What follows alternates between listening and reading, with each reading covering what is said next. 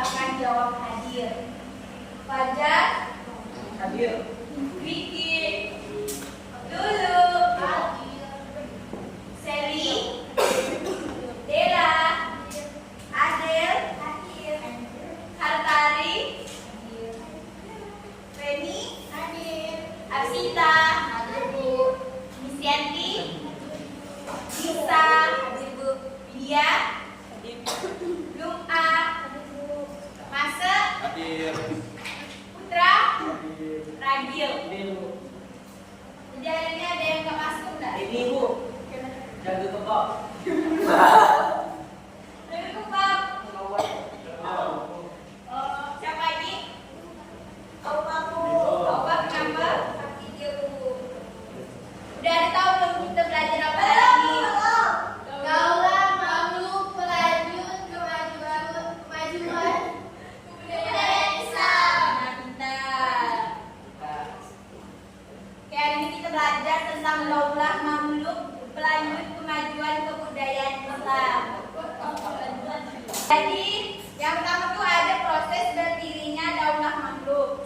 Jadi, daulah mamluk ini sebagaimana ditunjukkan oleh namanya merupakan daulah para budak yang berasal dari beragam kelompok suku dan daulah membentuk sebuah pemerintahan. Jadi menggantikan daulah Ayyubiyah yang telah berkuasa selama 79 tahun di Mesir 1171 sampai 1250 Masehi. Para penguasa ini menegaskan kekuasaan mereka atas wilayah Suriah Mesir yang dikuasai oleh tentara Salib. Daulah Mamluk mampu bertahan dari serangan pasukan Mongol pimpinan Hulagu dan Timur Leng. Seandainya mereka gagal bertahan, tentu seluruh tantangan sejarah dan kebudayaan di Asia Barat dan Mesir akan berubah drastis. Berkat kegigihan mereka, penduduk Mesir bisa tetap menyaksikan kesinambungan kebudayaan dan institusi politik. Nah, jadi daulah Mamluk ini merupakan pemerintahan yang dibentuk oleh para budak, militer dan non-Arab yang berhasil menggantikan daulah Ayyubiyah di Mesir. Jadi mereka ini mampu mempertahankan wilayah Mesir dan Suriah dari ancaman besar seperti tentara Salib dan serangan Mongol, sehingga menjaga kelangsungan budaya dan sistem politik di kawasan tersebut. Selanjutnya yaitu kelahiran daulah Mamluk.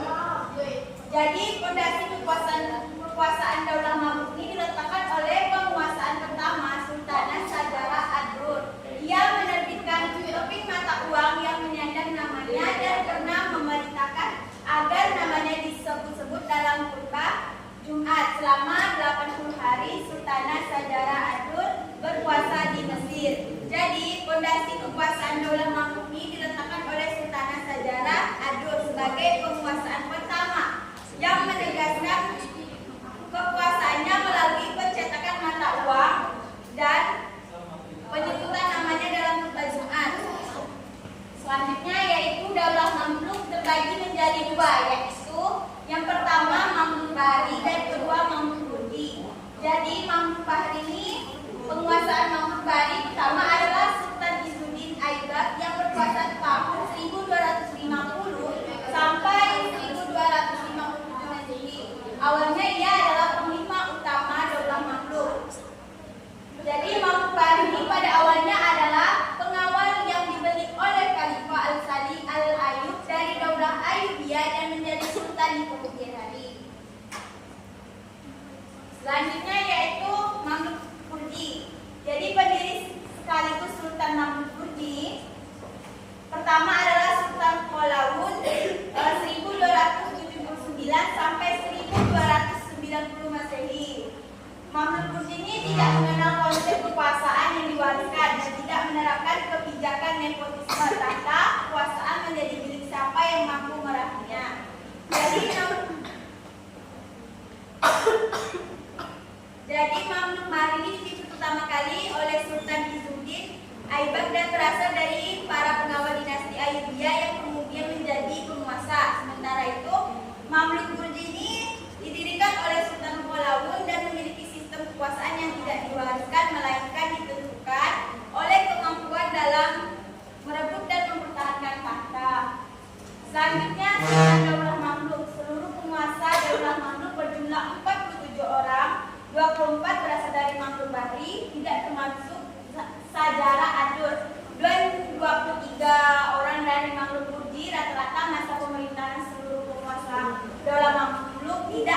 dari 6 tahun.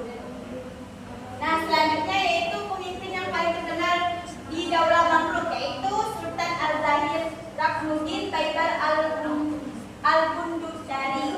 Jadi Sultan Mamluk yang paling terkenal ini adalah Sultan Al-Zahir.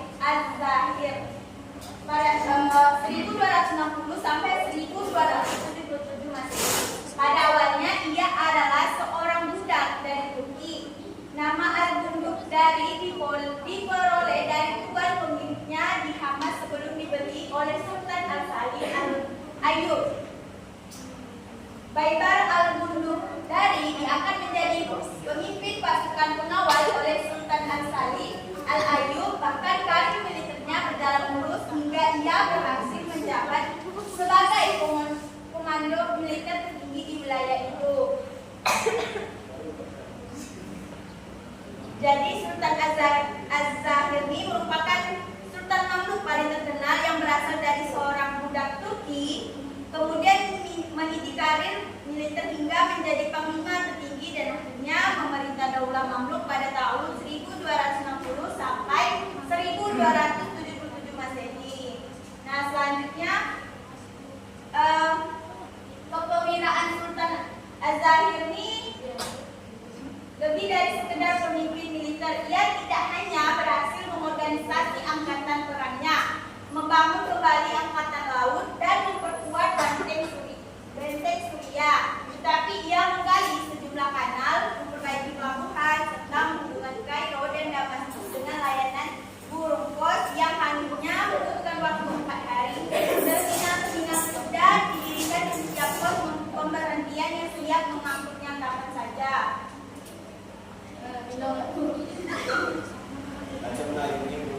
Jadi yang selanjutnya adalah kemajuan peradaban Islam pada masa Daulah Mamluk. Yang pertama yaitu bidang ekonomi.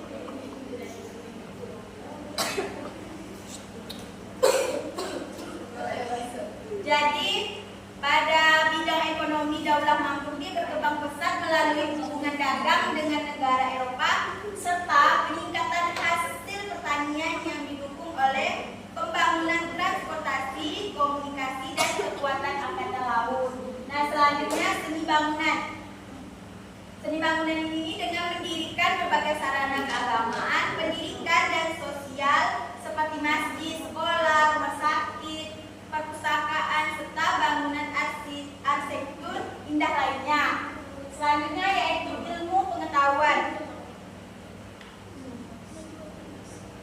Pada masa Daulah Mamluk, Mesir menjadi pusat perkembangan ilmu pengetahuan karena kedatangan para ilmuwan dari Baghdad, sehingga berbagai bidang seperti sejarah, astronomi, kedokteran, dan ilmu keagamaan berkembang pesat dengan munculnya banyak tokoh besar. Selanjutnya yaitu budaya politik dan militer.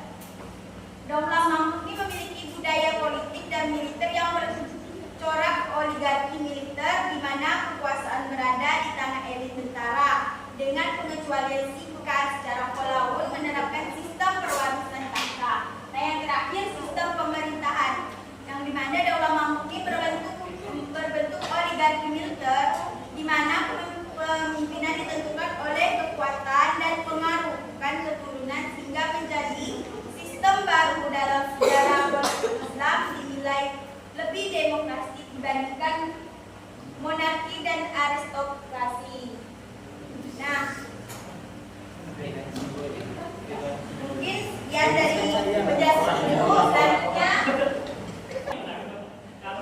baiklah anak-anak, sekarang ibu akan bagi kalian menjadi menjadi 3 kelompok.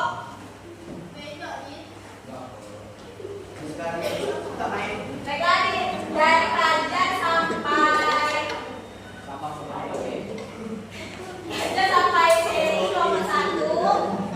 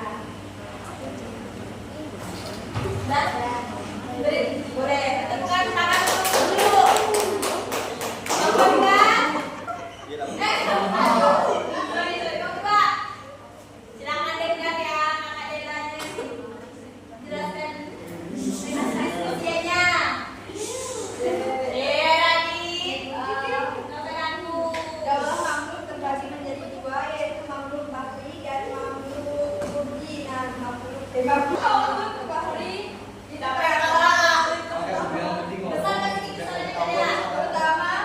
suku Kipchak, Turki, dan Mongol diberi dan dilakoni oleh Sultan Malik Al-Salim Najmuddin Ayyub. Banyak hari ini dari akhirnya laut karena mereka ditempati Pulau Rauda atau Pulau Nil, sebuah pusat latihan tiga di Sungai Nil. Terus Mamluk Urdi atau Buddha berasal dari etnis berbeda dari Bali, mayoritas berasal dari etnis Kasia, bukan Cina. Budi ini berasal dari kata bud yang menara atau benteng karena mereka tinggal di menara-menara atau benteng istana. Udah Bu ya. Beri tepukan terus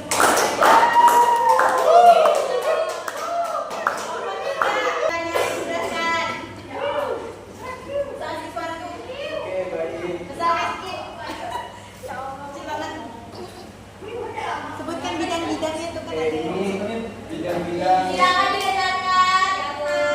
kemajuan di bidang yang pertama itu di bidang militer, berhasil menghentikan ekspansi Mongol di pertempuran Ain, Jarur, dan mengusir tentara Salim. Yang kedua yaitu di bidang ilmu pengetahuan. Yang pertama yaitu menjadi pusat ilmu pengetahuan karena banyak ilmuwan Baghdad mengungsi ke Mesir.